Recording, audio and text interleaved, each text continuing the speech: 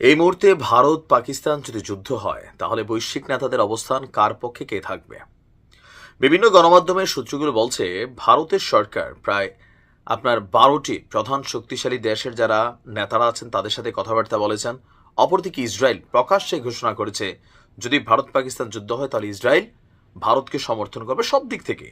একদম সবার আগে ইসরায়েল তাদের এই অবস্থান প্রকাশ করেছে। এর বাইরে মার্কিন যুক্তরাষ্ট্রের যিনি গোয়েন্দা প্রধান আছেন তুলসী গ্যাবার্ড, তিনিও বলছিলেন যে এই ধরনের হামলার বিপরীতে মার্কিন যুক্তরাষ্ট্র নিন্দা জানায় এবং কি ভারতের পক্ষে তাদের অবস্থান থাকবে। তবে সামরিকভাবে কতটুকু সাপোর্ট করবে এই সম্পর্কে ভারতকে কোনো রকম আশ্বস্ততা আমেরিকা দেয়নি।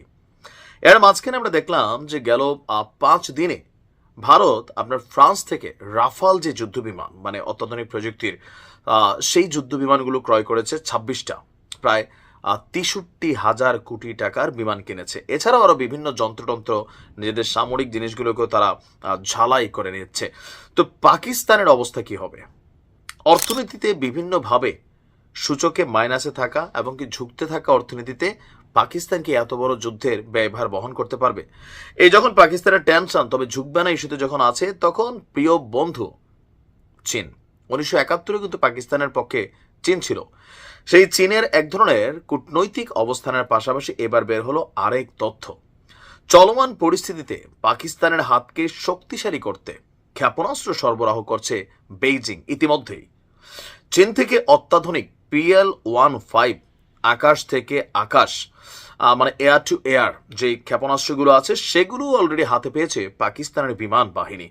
পাকিস্তানের নতুন এই অস্ত্রে ভারতের নিরাপত্তা চ্যালেঞ্জ অনেক গুণ হুমকির মুখে আছে বলে মনে করছেন নিরাপত্তা বিশ্লেষকরা।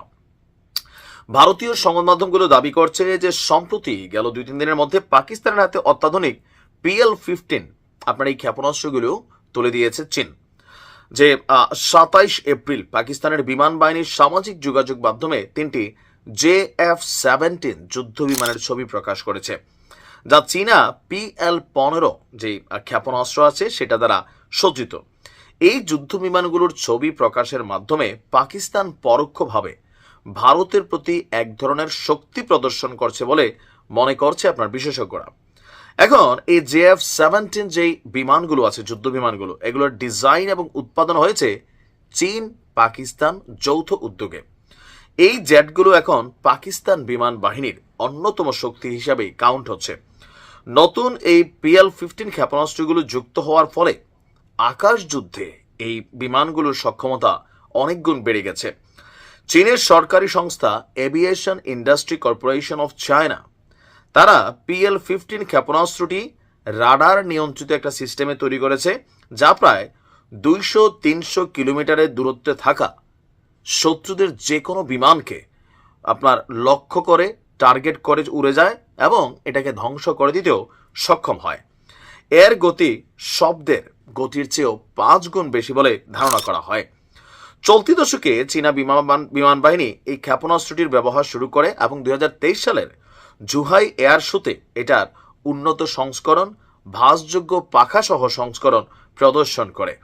প্রতিরক্ষা সূত্রের দাবি পাকিস্তানের হাতে থাকা এই সংস্করণটির পাল্লা চীনাদের দেখানো পাল্লার চেয়েও অনেক গুণ বেশি।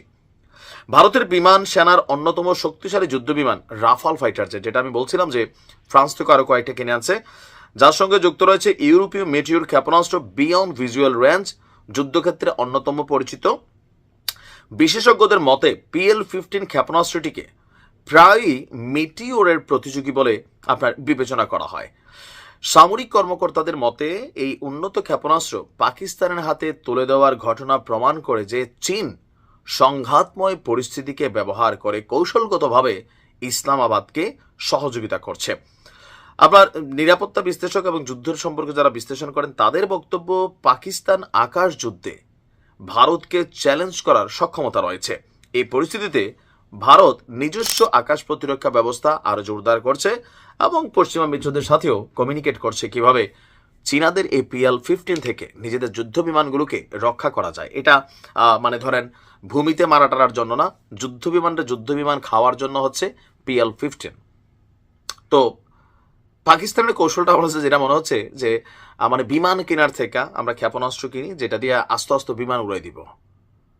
যুদ্ধ তার নিশ্চিত হতে যাচ্ছে, শুধুমাত্র সময়ের অপেক্ষা। তবে এটা বাংলাদেশের জন্য খুব ভালো সংবাদ না।